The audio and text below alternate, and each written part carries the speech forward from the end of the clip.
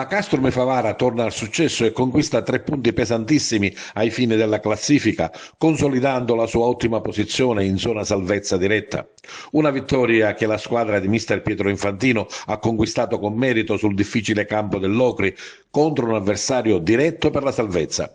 Nonostante la formazione largamente rimaneggiata per le assenze di alcune pedine importanti come Baglione, Amore, Deiana Testoni e Varela, la squadra favarese ha giocato un'ottima partita, passando in vantaggio nel primo tempo. Uomo gol è stato ancora una volta Mattia Palma, che nella gara di andata aveva realizzato una doppietta. La rete arriva al 30° con Palma, che sfrutta alla perfezione il servizio di un compagno realizzando il gol della vittoria. In apertura di ripresa il Locri cerca di riequilibrare il risultato, ma i ragazzi di mister Infantino riescono a fermare tutte le puntate in avanti dei calabresi. Anzi, è proprio la Castrome Favara che sfiora il raddoppio e si rende più volte pericolosa nelle ripartenze.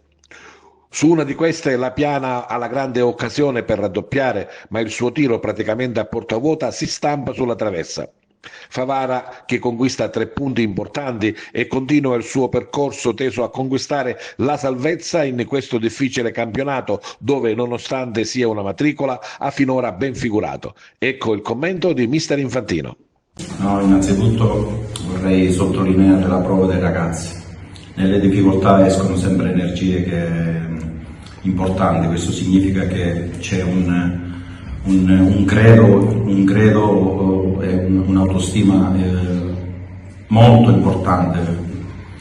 C'è un passaggio determinante, loro nella difficoltà abbiamo cambiato 3 giocatori per infortunio, però chi è entrato non ha mollato, chi ha giocato sapeva l'importanza della gara e del risultato. Ci portiamo questi 3 punti importantissimi. Dispiace per il presidente, dispiace per gli amici di Locri, che sono fraterni amici, però era sempre una partita determinante per la salvezza e noi siamo stati bravi a approfittare della difficoltà che ha anche il Locri. Ci hanno pressato, ci hanno chiuso in certe partite, sono partite meglio di noi durante l'inizio di partita, abbiamo sbagliato un po' di uscite, però poi ci siamo sistemati. Io credo che la vittoria è molto meritata, i ragazzi se lo sono meritati al 100%. Inoltre, correggimi se sbaglio, prima che tu arrivassi nel preparare naturalmente questa gara si commentavano gli stessi numeri del Pompei che è chi ti ha preceduto, però poi quando c'è una siciliana di mezzo, già in difesa e a livello di dinamismo tattico, c'è sempre quel qualcosa in più. Sì, ma ho detto che il campionato di questo girone è difficilissimo, vedete i risultati, la Vibonese ha perso in casa, nessuno molla e nelle ultime partite per l'esperienza non vince la squadra che ha più qualità, ma la squadra che è più cazzimme, la squadra che sente più la partita, è più preparata fisicamente e credo che le ultime partite determinano i playoff e playout sempre, ogni anno è stato così.